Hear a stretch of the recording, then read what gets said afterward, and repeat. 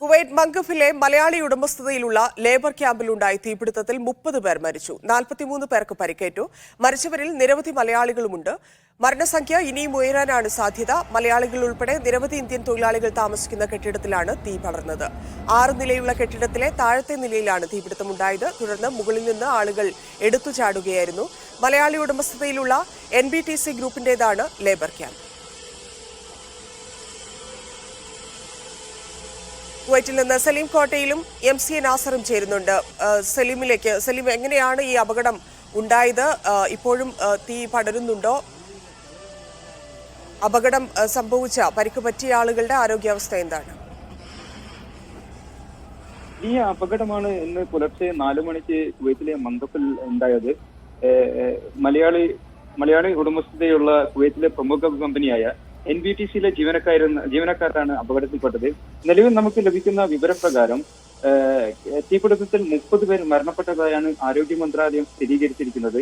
43ഓളം പേർക്ക് ഗുരുതരമായ പരിക്ക് പറ്റിയതായും ആരോഗ്യ മന്ത്രാലയം പറഞ്ഞിട്ടുണ്ട്. രാജ്യത്തിന്റെ വിവിധ ആശുപത്രികളായ അൽ-അദാൻ ഹോസ്പിറ്റൽ, ഫർവാനിയ ഹോസ്പിറ്റൽ, മുബാറക് അൽ കബീർ എന്നിവിടങ്ങളിലാണ് പരിക്കേറ്റവരെ പ്രവേശിപ്പിച്ചിരിക്കുന്നത്. പുലർച്ചെ 4 മണിയോടെയാണ് ഈ കെട്ടിടത്തിൽ തീ ആദ്യമായി കണ്ടത്. താഴെ നിലയിൽ തീ കണ്ടപ്പോൾ മുകളിൽ താമസിക്കുന്ന പലരും 6 നിലയുള്ള കെട്ടിടത്തിൽ നിന്ന് പുറത്തേക്ക് ചാടിയതും മരണസംഖ്യ ഉയരുവാൻ കാരണമായിട്ടുണ്ട്. അപകടം സംഭവിക്കാൻ കാരണമെന്താണെന്ന് കൃത്യമായ വിവരം നമുക്ക് ലഭിച്ചിട്ടില്ലെങ്കിലും കെട്ടിടത്തിന്റെ താഴത്തെ നിലയിൽ സംഭവിച്ചിരിക്കുന്ന ഗ്യാസ് സിലിണ്ടറുകളാണ് അപകടത്തിന്റെ കാരണമായതെന്നാണ് സൂചനകൾ. നിരവധി മലയാളികളാണ് ഈ ക്യാമ്പിൽ താമസിക്കുന്നത്. NBTCയിലെ ജീവനക്കാരും അതോടൊപ്പം തന്നെ ഹൈവേ സെന്റർ എന്ന സൂപ്പർ മാർക്കറ്റിലെ ജീവനക്കാരുമാണ് ഈ കെട്ടിടത്തിൽ അധികവും താമസിക്കുന്നത്. കൂടുതൽ വിവരങ്ങൾ അറിവായിട്ടില്ല. ആരോഗ്യ മന്ത്രാലയം ഇതുവരെ 30ഓളം പേരുടെ മരണമാണ് സ്ഥിരീകരിച്ചിരിക്കുന്നത്. ലഭിക്കുന്ന വിവരങ്ങൾ അനുസരിച്ച് മരണസംഖ്യ ഇനിയും ഉയരുവാൻ സാധ്യത ഏറെയുണ്ടെന്നാണ് സൂചനകൾ. ശരി, MCA നാസർ കൂടി ചേരുന്നുണ്ട്. നാസർ, ഇത് കെട്ടിടം മലയാളിയുടേതാണ് എന്നറിയുന്നു. മാത്രമല്ല, അപകടത്തിൽപ്പെട്ടവരിലും മരിച്ചവരിലും നിരവധി മലയാളികളുണ്ട്. ഇവരെക്കുറിച്ചുള്ള വിവരങ്ങൾ ലഭ്യമായിട്ടുണ്ടോ? ധന്യ, ഔദ്യോഗികമായിട്ട് മലയാളികളുടെ മരണം സ്ഥിരീകരിച്ചതായിട്ടുള്ള റിപ്പോർട്ടുകളില്ല. പക്ഷെ അനൌദ്യോഗിക സ്വഭാവത്തിൽ 2 മലയാളികൾ മരണപ്പെട്ടതായിട്ട് ഉള്ള റിപ്പോർട്ടുകളാണ് ഇപ്പോൾ പുറത്തു വരുന്നത്. അതോടൊപ്പം തന്നെ തമിഴ്നാട്, ഉത്തരേന്ത്യ, ഉത്തർപ്രദേശ് ഉൾപ്പെടെയുള്ള സ്ഥലങ്ങളിൽ നിന്നുള്ളവരാണ് ഈ സ്ഥിരീകരിച്ച 4 പേരിൽ ഉൾപ്പെടുന്നത്. പക്ഷെ ഔദ്യോഗികമായിട്ട് ഈ മലയാളികൾ എവിടുത്തുകാരാണ് എന്നത് സംബന്ധിച്ച വിവരങ്ങൾക്ക് വേണ്ടി മാധ്യമപ്രവർത്തകരും മറ്റും കാത്തിരിക്കുകയാണ്. ഏതായാലും വലിയ അത്യാഹിതമാണ് സംഭവിച്ചത്. കാരണം തമിഴ്നാട്, കേരള ഈ 2 സംസ്ഥാനങ്ങളിൽ നിന്നുള്ളവരാണ് കൂടുതലും ആയിട്ടും ഈ NBTCയുടെ ഈ കെട്ടിടത്തിൽ താമസിച്ചു വന്നത്. അതുകൊണ്ട് തന്നെ ഈ മരണപ്പെടാൻ ഇനിയും കൂടുതൽ മലയാളികളുടെ മരണം സ്ഥിരീകരിക്കാനുള്ള ഒരു സാധ്യത കൂടി കാണുന്നുണ്ട്. പക്ഷെ ഔദ്യോഗികമായിട്ടുള്ള ഒരു സ്ഥിരീകരണത്തിന് വേണ്ടി സാമൂഹ്യ പ്രവർത്തകരും മറ്റും അന്വേഷണം തുടർന്നുകൊണ്ടിരിക്കുകയാണ്. കാരണം പല മൃതദേഹങ്ങളും ഏറെക്കുറെ കത്തിക്കരിഞ്ഞ നിലയിലായതുകൊണ്ട് തന്നെ ഈ ഏത് നാട്ടുകാരാണ് എന്നത് സംബന്ധിച്ചാൽ അവരുടെ വിവരങ്ങൾ ലഭ്യമാകുക എന്നത് അത്ര എളുപ്പമല്ല. അതിനുവേണ്ടി വളരെ ശക്തമായിട്ടുള്ള ചില നീക്കങ്ങൾ സാമൂഹ്യ പ്രവർത്തകരും മറ്റും തുടരുന്നുണ്ട്. ഒരു വൈകിട്ട് മാത്രമായിരിക്കും മരണപ്പെട്ടവരിൽ എത്ര മലയാളികൾ ഉണ്ട് എന്നും അവരുമായി ബന്ധപ്പെട്ട കൂടുതൽ വിശദാംശങ്ങൾ ലഭ്യമാകാൻ കുറച്ചുകൂടി കാത്തിരിക്കേണ്ടി വരും. കാരണം ഒരുപക്ഷെ ഗൾഫ് മേഖലയിൽ സമീപകാലത്ത് ഒരു ലേബർ ക്യാമ്പിൽ ഉണ്ടാവുന്ന വലിയ ഒരു അത്യാഹിതം കൂടിയാണിത്. 30 പേർ മരണപ്പെട്ടതായിട്ട് ഔദ്യോഗികമായി സ്ഥിരീകരിക്കുന്ന ഘട്ടത്തിൽ പോലും ചില മാധ്യമങ്ങളിൽ, കുവൈത്ത് മാധ്യമങ്ങളിൽ 35 പേർ മരണപ്പെട്ടതായിട്ടുള്ള റിപ്പോർട്ടുകൾ ഇപ്പോൾ ഏറ്റവും അവസാനം പുറത്തു വരുന്നുണ്ട്. പരിക്കേറ്റ 43 പേരിൽ പലരുടെയും നില ഗുരുതരമാണ്. അതുകൊണ്ട് തന്നെ മരണസംഖ്യ വലിയ തോതിൽ ഉയരാനുള്ള ഒരു സാധ്യത കൂടി സാമൂഹ്യ പ്രവർത്തകരും മറ്റും കണക്ക് കൂട്ടുന്നുണ്ട്. എങ്ങനെയാണ് അന്വേഷണം നടക്കുന്നത്? ധന്യ, ഇന്ന് വെളുപ്പിന് 4 മണിക്കാണ് ഈ തീപിടുത്തം ഉണ്ടായിരിക്കുന്നത്. താഴെ നിലയിലാണ് തീ പിടിച്ചത്. പക്ഷേ സ്വാഭാവികമായിട്ടും 6 നില കെട്ടിടം ആയതുകൊണ്ട് തന്നെ പലരും ഉറക്കത്തിലായിരുന്നു. തൊഴിലാളികളെ സംബന്ധിച്ചിടത്തോളം ഈ പരിഭ്രാന്തി കാരണം പലരും മുകൾ നിലയിൽ നിന്ന് താഴേക്ക് രക്ഷപ്പെടാനുള്ള വെപ്രാളത്തിനിടയിൽ ചാടിയതും ഈ മരണസംഖ്യ ഉയരാൻ കാരണമായിട്ടുണ്ട്. അതോടൊപ്പം തന്നെ തീപിടുത്തം 1ാം നിലയിൽ താമസിച്ച പലരും ഏറെക്കുറെ ബന്ധു മരിച്ചു എന്ന റിപ്പോർട്ടുകൾ തന്നെയാണ് ആശുപത്രികളിൽ നിന്നും ലഭ്യമാവുന്നത്. ഏതായാലും അധികൃതർ അന്വേഷണത്തിന് ഉത്തരവിട്ടിട്ടുണ്ട്. ഈ സംഭവത്തിന്റെ പൂർണ്ണ വിവരങ്ങൾ വെളിപ്പെടുത്താൻ എത്രയും പെട്ടെന്ന് സമഗ്രമായിട്ടുള്ള ഒരു അന്വേഷണത്തിന് കൂടിയാണ് കുവൈത്ത് ഉത്തരവിട്ടിരിക്കുന്നത്. കാരണം ലേബർ ക്യാമ്പുകളിൽ പാലിക്കേണ്ട വളരെ കർശനമായിട്ടുള്ള സുരക്ഷാ ചട്ടങ്ങളുണ്ട്. അതിൽ ഏതെങ്കിലും വീഴ്ചകൾ സംഭവിച്ചിട്ടുണ്ടോ എങ്കിൽ ആരാണ് അതിന് ഉത്തരവാദികൾ എന്നതുൾപ്പെടെ നേരത്തെ സലീം സൂചിപ്പിച്ചതുപോലെ താഴെ നിലയിലുള്ള ഗ്യാസ് സിലിണ്ടറുകളും മറ്റും ഈ അപകടത്തിന് വഴിയൊരുക്കിയിട്ടുണ്ടോ എന്നതുൾപ്പെടെയുള്ള ഇത്തരം കാര്യങ്ങളിൽ വളരെ കർശനമായിട്ടുള്ള മാനദണ്ഡങ്ങളാണ്, ചട്ടങ്ങളാണ് മിക്ക ഗൾഫ് രാജ്യങ്ങളിലും നിലനിൽക്കുന്നത്. അത് ഒരു പക്ഷേ ഈ അപകടത്തിന് ആക്കം കൂട്ടിയിരിക്കാം എന്നൊരു നിഗമനമുണ്ട്. പക്ഷേ അന്വേഷണത്തിലൂടെ മാത്രമായിരിക്കും പൂർണ്ണമായിട്ടുള്ള വിവരങ്ങൾ പുറത്തുവരിക. എന്തായാലും മരണപ്പെട്ടവരിൽ കൂടുതൽ മലയാളികൾ ഉൾപ്പെടുമെന്ന് തന്നെയുള്ള സൂചനകളാണ് ഇപ്പോൾ പുറത്തു വരുന്നത്. പക്ഷേ ഇതുമായി ബന്ധപ്പെട്ട കൂടുതൽ വിശദാംശങ്ങൾ ഒരു പക്ഷേ മണിക്കൂറുകൾക്ക് ശേഷം മാത്രമേ ലഭിക്കുകയുള്ളൂ. പല സാമൂഹിക പ്രവർത്തകരും വിവിധ ആശുപത്രികളിലും അതോടൊപ്പം തന്നെ മോർച്ചറികളിലുമായിട്ട് അവരുടെ അന്വേഷണം തുടർന്നുകൊണ്ടിരിക്കുകയാണ്. മൃതദേഹങ്ങൾ കത്തിക്കരിഞ്ഞ നിലയിലായതാണ് ഒരു പക്ഷേ തിരിച്ചറിയാനും മറ്റും വൈകുന്നത്. എന്തായാലും മലയാളികൾ കൂടുതൽ ഇതിൽ ഉൾപ്പെട്ടിരിക്കുമെന്ന് തന്നെ ഉള്ള ഒരു ആശങ്ക നിലനിൽക്കുന്നുണ്ട്. പക്ഷെ ഔദ്യോഗികമായിട്ടുള്ള ഒരു സ്ഥിരീകരണം വന്നാൽ മാത്രമേ ഈ 30 അല്ലെങ്കിൽ അതിൽ കൂടുതലോ പേർ മരിച്ച സംഭവത്തിൽ എത്ര മലയാളികൾ ഉൾപ്പെടുന്നു എന്ന കാര്യത്തിൽ വ്യക്തത വരികയുള്ളൂ. അതോടൊപ്പം തന്നെ മലയാളികൾക്ക് പുറമെ തമിഴ്നാട് സ്വദേശികളാണ് ഈ കെട്ടിടത്തിൽ കൂടുതലായിട്ടും ഉണ്ടായിരുന്നത്. അവരിലും പലരും എത്ര തമിഴ്നാട്ടുകാർ മരണപ്പെട്ടു എന്നത് സംബന്ധിച്ച് തമിഴ്നാട് അധികൃതരും കുവൈത്തിലെ ഇന്ത്യൻ എംബസിയും മറ്റുമായിട്ട് ആശയവിനിമയം തുടർന്നുകൊണ്ടിരിക്കുകയാണ്. രക്ഷാപ്രവർത്തനങ്ങൾ ഏറെക്കുറെ പൂർണ്ണ തോതിൽ തന്നെ നടപ്പാക്കിയിട്ടുണ്ട്. പക്ഷേ വളരെ വെളുപ്പിന് 4 മണിക്ക് പലരും ഉറങ്ങിക്കിടക്കുന്ന സമയമായതുകൊണ്ടുകൂടി ഈ അപകടത്തിന് വ്യാപ്തി കൂടിയിരിക്കുന്നത്. ഇവിടെ നേരത്തെ പ്രത്യേകിച്ച് ഈ ലേബർ ക്യാമ്പുകളിൽ ഈ പരിശോധനയൊന്നും നടത്തുന്നില്ലേ? ഇത്തരത്തിൽ അപകടകരമായി ഇപ്പം എന്താണ് കാരണമെന്ന് അറിയില്ലെങ്കിൽ കൂടി നേരത്തെ സലീം പറഞ്ഞതുപോലെ ഈ ഗ്യാസ് സിലിണ്ടറുമായിട്ടൊക്കെ ബന്ധപ്പെട്ടുള്ള അപകടമാണെങ്കിൽ അത്തരത്തിലുള്ള പരിശോധനകളൊന്നും നടക്കാറില്ലേ? പ്രത്യേകിച്ച് മലയാളികളുടെ ബിൽഡിംഗ് ആണ് എന്ന് പറയുന്നു. ആവശ്യത്തിന് സുരക്ഷാ ക്രമീകരണങ്ങളൊന്നും ഇല്ലാത്ത സ്ഥലമായിട്ടാണോ അറിയുന്നത്? ഇതിൽ കുറ്റമറ്റ ക്രമീകരണങ്ങൾ എല്ലാ ലേബർ ക്യാമ്പിലും ഒരുക്കണമെന്നത് കുവൈത്തിൻ്റെത് മാത്രമല്ല, ഗൾഫ് രാജ്യങ്ങളിൽ കർശനമായിട്ടുള്ള ചട്ടങ്ങളുണ്ട്. പ്രത്യേകിച്ച് ഈ സമ്മർ കാലമാകുമ്പോൾ തീപിടുത്തത്തിനുള്ള സാധ്യത കൂടുതലാണ്. അതുകൊണ്ട് തന്നെ ഈ സമ്മർ മുൻനിർത്തിക്കൊണ്ട്, ഈ അത്യുഷ്ണം മുൻനിർത്തിക്കൊണ്ട് കുവൈത്തിലാവുമ്പോൾ മറ്റ് ഗൾഫ് രാജ്യങ്ങളിലേതിനേക്കാൾ കൂടുതൽ തീപിടുത്ത സംഭവങ്ങൾക്ക് സാധ്യതയുണ്ട്. കാരണം വലിയ തോതിലുള്ള ചൂട് അധികരിക്കുന്ന ഒരു രാജ്യം കൂടിയാണ്. അക്കാര്യം കൂടി മുൻനിർത്തിക്കൊണ്ട് സ്ഥിരമായ സ്വഭാവത്തിൽ തന്നെ ലേബർ മിനിസ്ട്രിയുമായി ബന്ധപ്പെട്ടവർ ഇത്തരം ക്യാമ്പുകളിൽ പരിശോധന നടത്തുകയും ആവശ്യമായിട്ടുള്ള ക്രമീകരണങ്ങൾ ഏർപ്പെടുത്താൻ അധികൃതരോട് ബന്ധപ്പെട്ടവരോട് ആവശ്യപ്പെടാറുമുണ്ട്.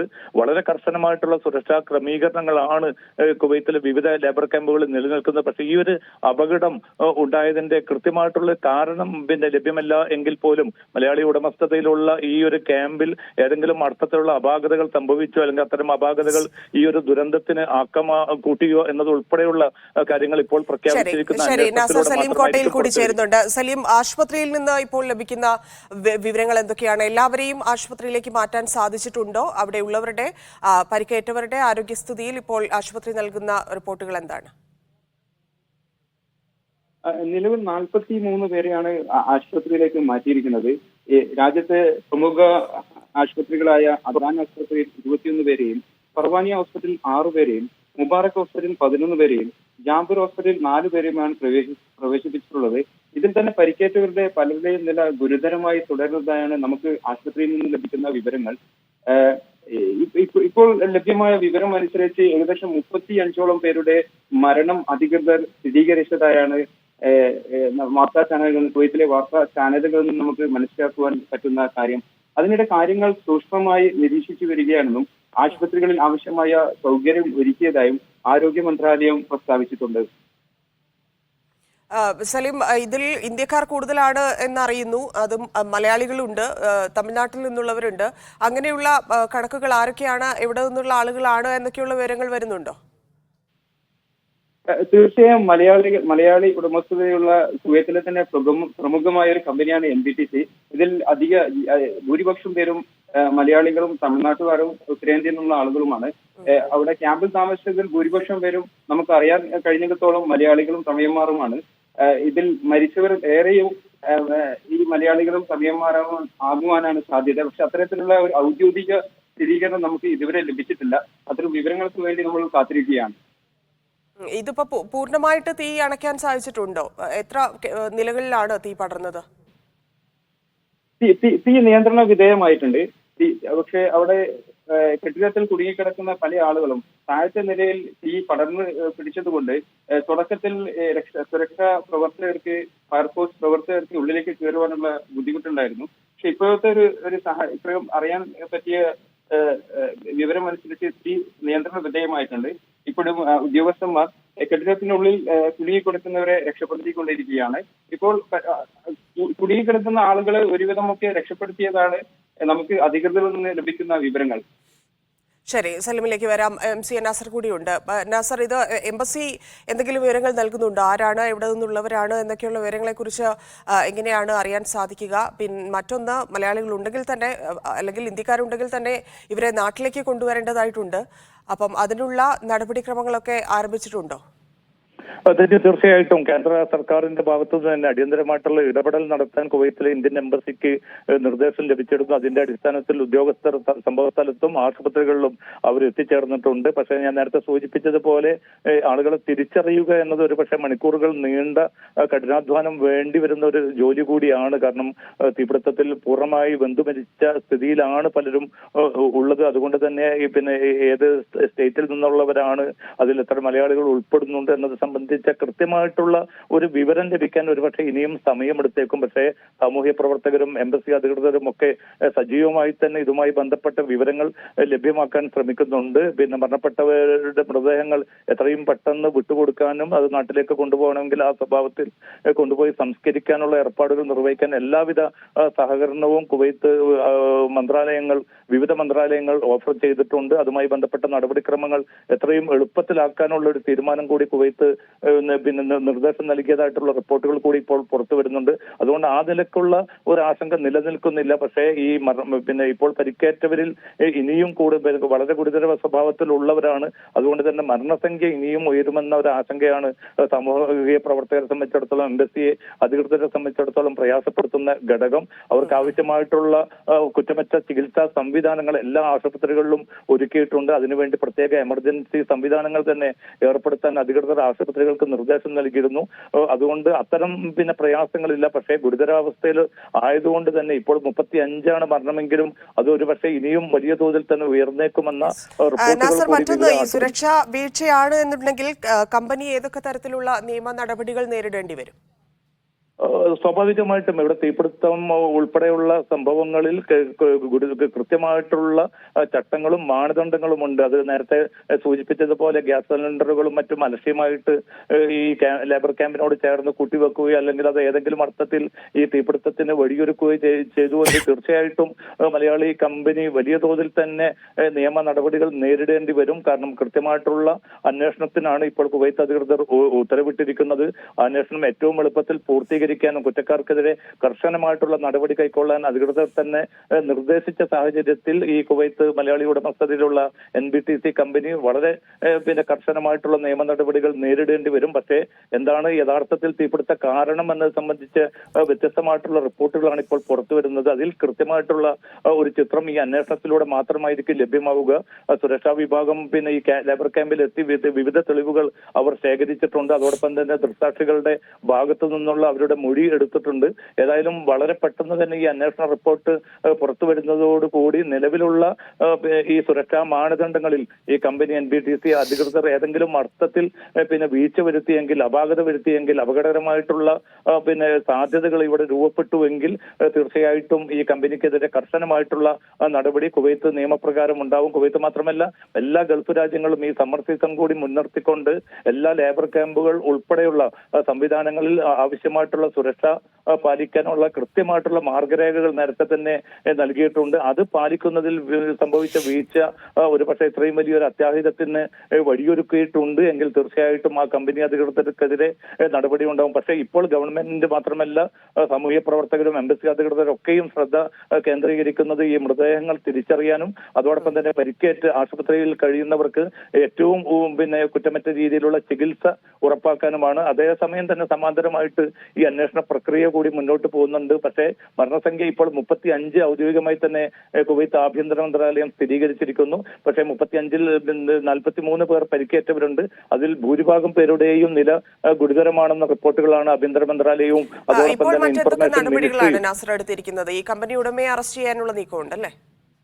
സ്വാഭാവികമായിട്ടും അത്തരം നടപടികളിലേക്ക് നിയമം അത് കുവൈത്ത് ഉൾപ്പെടെയുള്ള ഗൾഫ് രാജ്യങ്ങളിൽ കർശനമായിട്ടുള്ള ചിട്ടകൾ അതിന് ഉണ്ട്. ഏതെങ്കിലും അർത്ഥത്തിൽ ഈ കമ്പനി അധികൃതരുടെ അല്ലെങ്കിൽ ലേബർ ക്യാമ്പുമായി ബന്ധപ്പെട്ട് പാലിക്കേണ്ട സുരക്ഷാ മാനദണ്ഡങ്ങളിൽ വീഴ്ച വന്നു എങ്കിൽ തീർച്ചയായിട്ടും മലയാളി ഉൾപ്പെടെയുള്ള കമ്പനിയുടെ മാനേജ്മെന്റുകൾക്കെതിരെ അതോടൊപ്പം തന്നെ അതിന്റെ മേൽനോട്ടക്കാർക്കെതിരെ കർശനമായിട്ടുള്ള നടപടി ഉണ്ടാവും. അത് ശക്തമായിട്ടുള്ള നടപടിയിലേക്ക് തന്നെ നീങ്ങുമെന്ന സൂചനകൾ കൂടിയാണ് ആഭ്യന്തര മന്ത്രാലയം പുറത്തുവിടുന്നത്. തന്നെയാണ്.